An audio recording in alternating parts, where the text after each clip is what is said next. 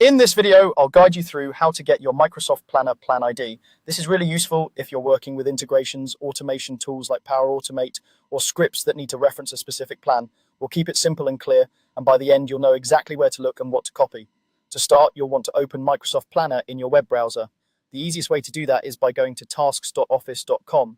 Make sure you're signed in with the same account that you use for Planner at work or school, otherwise you may not see the plans you expect. Once tasks.office.com loads, you'll see your available plans.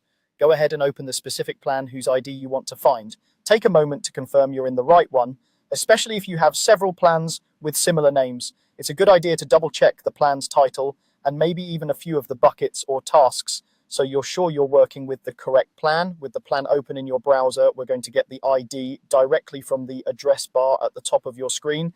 This is the bar that shows the website URL. Don't worry, you won't be changing anything in the plan itself. You're just reading information from the link. Click once inside the address bar so that you can see the full URL. In some browsers, parts of the address might be hidden until you click on it, so it's important to make sure the complete link is visible.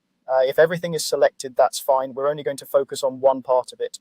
Within that URL, look for a section that includes plan followed by a long string of characters and then parse view after that.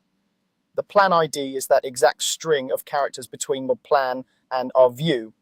It may look like a random mix of letters, numbers, and symbols, and that's completely normal. Take your time to identify that part correctly. You don't want to include the whole plan or the plan view sections themselves, just what's in between. If it helps, you can move your cursor carefully along the text in the address bar until you're certain where the plan part ends and where the Power View part begins.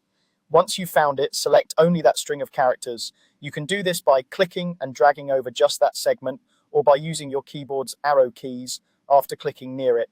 When you're sure you've highlighted only the plan ID, copy it. You can use your browser's copy option or a keyboard shortcut to do that.